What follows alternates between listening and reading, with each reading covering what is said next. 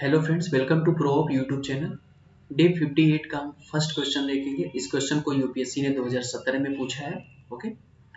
इस क्वेश्चन में आपको डबल इंटीग्रेशन के साथ साथ इनइक्वलिटी का भी यूज करने को मिलेगा और इसमें जो सबसे इंपॉर्टेंट पॉइंट है ना वो डी है। जैसे कि डी से ही ये पूरा का पूरा क्वेश्चन सॉल्व होगा। ओके, कह रहा है कि D is a unit disc. Okay, आप लोगों को बैकग्राउंड में कुछ म्यूजिक सुनाई दे रहा होगा। एक्चुअली मैं अब वीडियो थोड़ा सुबह में शूट करता हूँ तो बगल में थोड़ा सॉन्ग चल रहा होगा, तो कोई बात नहीं, आप लोग इसे थोड़ा मैनेज कर लेंगे। एंड नेक्स्ट वीडियो से मैं कोशिश करूँगा कि आपका जो वीडियो शूट करूँ मैं रात में करूँ, ताकि अ, आपको इस तरीके का कोई भी साउंड डिस्ट्रैक्ट ना कर पाए। ओके, कोई बात नहीं, अभी आप मैनेज कर लीजिए, नेक्स्ट टाइम से मैं ध्यान रखूंगा। तो चलिए देखते हैं, हमारे पास जो इनइक्वलिटी दिया हुआ है, इनइक्वलिटी मीन्स जो फंक्शन हमारा है वो इनइक्वलिटी के टर्म्स में है ना, और हमें यही प्रूव करना है। प्रूव करना है कि pi by 3 is less than and equal to double integration d x d y upon under root x square plus y minus two whole square and less than equal to pi. ये बहुत ही अच्छा question है, जहाँ पर जो disc कह रहा है कि अगर यूनिट डिस्क है, यूनिट डिस्क होने का मतलब जैसे मैंने यहाँ पे फिगर बना रखा है कि अगर हम एक डिस्क लेट कर लेते हैं, डिस्क है और जिसका रेडियस 1 है, अगर उसका रेडियस 1 हो जाएगा, यूनिट है तो यूनिट मतलब 1 हो गया, डिस्क 1 हो गया, तो इसका रेडियस 1 हो गया। इट मीन्स वो बिहेव करने लगा किस तरीके से, सर्कल की तरह। यानी डी जो होगा आपका x square plus y square equal to 1, ये हो गया, यानी इस तरीके का एक सर्किल हो गया। अब हम फंक्शन को कंपेयर करते हैं कि फंक्शन हमारा कैसा होगा। अगर हम फंक्शन को कंपेयर करें तो फंक्शन हमारा जो होगा f of x y equal to under root x square plus y minus two का होल स्क्वायर, ये जो मैंने लिखा है, यानी f of x y equal to इस तरीके का फंक्शन है। अब मैंने स्क्वायरिंग ऑन बोथ साइड किया, यानी हम फंक्शन का नेचर देख रहे हैं कि अब हमारा जो फंक्शन हमारा जो गिवन है क्वेश्चन में, वो किस नेचर का है, कैसा है, क्या वो सर्कुलर हो रहा है, यानी सर्कुलर डिस्क जो हमारा रीजन दिया हुआ है, यानी डबल इंटीग्रेशन पे हमारा रीजन कैसा दिया है, डबल इंटीग्रेशन पे जो रीजन है वो डी है, यानी सर्कुलर डिस्क है। अब हम फंक्शन का नेचर देखते हैं कि फंक्शन किस नेचर का है, कैसा है, क्या वो भी सर्कल की तरह बिहेव कर रहा है। तो मैंने इसे चेक कर लिया, यानी f of x y equal to function x square ये दिया, मैंने स्क्वायरिंग ऑन बोथ साइड कर दिया, तो आपका ये बन गया। अब मैंने देखा कि ये जो इक्वेशन है, यानी x square plus y minus two का होल स्क्वायर, ये एक सर्कल की तरह है। अगर मैं यहाँ पे इस तरीके से लिखूँ तो यहाँ पर आपको जो सेंटर मिलेगा वो 0 और 2 मिल जाएगा। इसके लिए सेंटर 0 2 हो गया। अब मैं डिस्क से कंपेयर करता हूँ, यानी हमारे पास जो डी स्कल टू दिया हुआ है, डी स्कल टू वो क्या है आपका x square plus y square equal to 1 है। यानी आपको इसको क्या लिख सकते हैं, एक्स माइनस 0 का whole square plus y minus 0 का whole square equal to 1। Okay, यानी यहाँ पर जो सेंटर आपका क्या है 0 0 है, और इसका जो रेडियस है वो 1 है। अब इस रेडियस 1 से, यानी इक्वेशन नंबर 2 से और इक्वेशन नंबर फर्स्ट को हम कंपेयर कर लेते हैं, दोनों को कंपेयर करेंगे। जब आप इसे कंपेयर करेंगे तो आप देखिए क्या मिलेगा, यानी function f square of x y वो किस तरीके से होगा, यानी डिस्क है तो डिस्क के रीजन को हम कंपेयर करेंगे इक्वेशन नंबर फर्स्ट से, यानी उसका डिस्क है तो उसका यूनिट कितना था 1 था, रेडियस 1 है, तो 1 इसमें क्या हो जाएगा ऐड हो जाएगा इक्वेशन में, इक्वेशन नंबर फर्स्ट में। तो आपका जो इक्वेशन बनेगा वो x माइनस 1 का whole square plus y minus 2 था, तो 2 और 1 ऐड होगा तो ये 3 बनेगा, 3 का होल स्क्वायर बन गया। यानी इस इक्वेशन में, यानी इक्वेशन नंबर 3 अगर आप इसको लेट करते हैं तो इसके लिए आपका जो रीजन मिलेगा वो क्या मिलेगा 1 एंड 3। अब आप देखिए, यानी 1 एंड 3 हो गया, तो एक ऐसा सर्कुलर डिस्क है, इस तरीके का एक ऐसा सर्कुलर डिस्क है जिसके बीच में रीजन जो डी है वो लाई करता है। यानी function f of x y जो गिवन था, fraction part of x square plus y minus two का होल स्क्वायर, ये फंक्शन ऑलरेडी इसी डिस्क के बीच होगा, यानी maximum point of 3 and minimum point 1, यानी फंक्शन मैक्सिमम पॉइंट 3 के और मिनिमम पॉइंट 1 के बीच में ही लाई करेगा। यानी 1 से या तो बड़ा होगा या तो इक्वल होगा, या तो 3 से छोटा होगा या तो इक्वल होगा।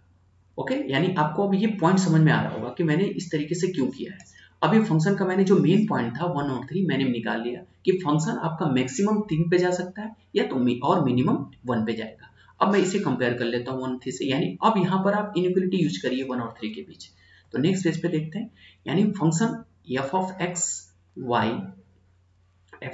वाई, इसे सही से लिखता हूँ,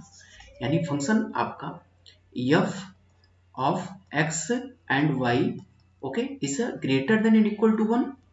मैंने कहा यानी 1 इसका क्या है, इस फंक्शन का 1 जो है वो लोअर लिमिट है, लोअर लिमिट कह सकते हैं या मिनिमम पॉइंट कह सकते हैं। मिनिमम पॉइंट है और इसी फंक्शन का जो मैक्सिमम पॉइंट है वो क्या होगा, 3 है, यानी फंक्शन 3 से इक्वल होगा या तो इससे छोटा होगा, और function f of x y 1 के इक्वल हो सकता है या तो 1 से बड़ा होगा, जैसा मैंने भी पीछे बताया आपको। अब बस आपने जैसे ये इनइक्वालिटी यूज कर लिया, अब बस आपका क्वेश्चन सॉल्व हो गया, यानी आपने 90% क्वेश्चन सॉल्व कर लिया, बस आपको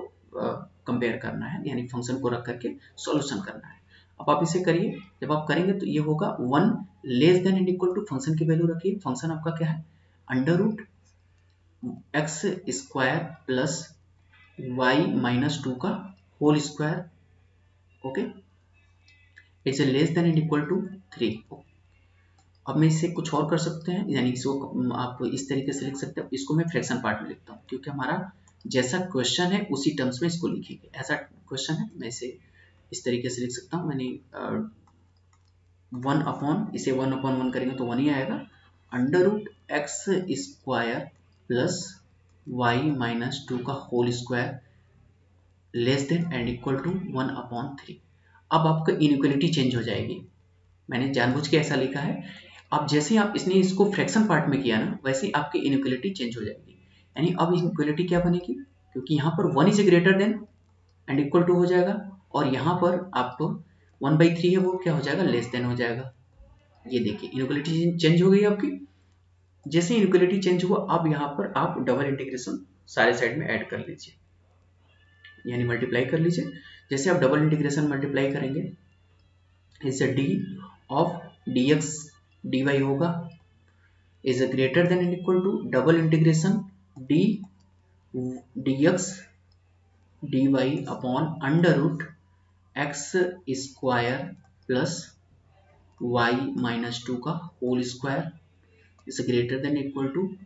डबल इंटीग्रेशन 1/3 को आप बाहर कर लीजिए, तो हो जाएगा d x d y, okay, d हो गया। अब देखिए ये वैल्यू क्या है, is the area of the unit circle, तो area double integration of D है, तो डी रीजन का आपका क्या है, एरिया है, यानी आप अगर इंटीग्रेशन को आपने पढ़ा होगा, इंटीग्रेशन का जो डिफिनीशन होता है, जो सम ऑफ द एरिया, यानी सम ऑफ द स्लोप, हम जब सारे स्लोप का सम करते हैं तो इंटीग्रेशन जो होता है वो एरिया को डिफाइन करता है कि पूरे एरिया कितना होगा। तो आप यूनिट डिस्क है तो यूनिट डिस्क का एरिया फाइंड आउट करेंगे, तो यूनिट डिस्क आपका क्या था, x square plus y square equal to 1, एक सर्कल बना, तो सर्कल का एरिया कितना होगा, पाई आर स्क्वायर, आर कितना है यहाँ पर 1 है, तो कितना हो गया पाई, आर की वैल्यू 1 रख दीजिए, तो पाई आ गया, यानी आप double integration d d x d y की जगह पे इसका एरिया कितना हो गया पाई, इसका भी एरिया कितना हो गया पाई, आप रख दीजिए, बस आपका क्वेश्चन बन गया, यानी ये हो गया pi is a greater than and equal to, इस क्वेश्चन को मतलब ये जो वैल्यू है फंक्शन की, इसे ऐसे ही रहने दीजिए क्योंकि यही प्रूफ करना था हमें, d x d y upon under root x square plus y minus 2 का whole square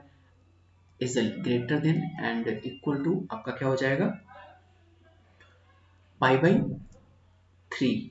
okay, pi by 3 होगा क्योंकि 1/3 था, तो यहाँ पे उसकी वैल्यू मैंने पाई लिखा, ये हो गया पाई बाई 3, आप यहाँ पे देख लीजिए, यानी इसकी जो वैल्यू होगी double integration d d x d y की वैल्यू पाई हो गई,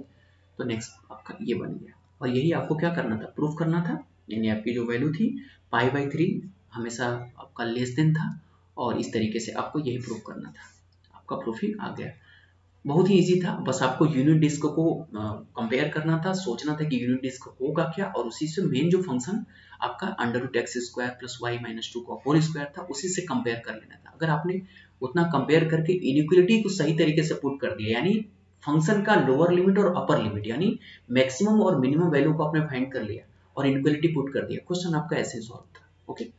तो thank you for watching. I hope कि आपको ये क्वेश्चन समझ में आया होगा, और इसे यूपीएससी ने 2017 में पूछ रखा है, 10 नंबर का क्वेश्चन है ये। ओके, तो मिलते हैं नेक्स्ट वीडियो में। Thank you for watching.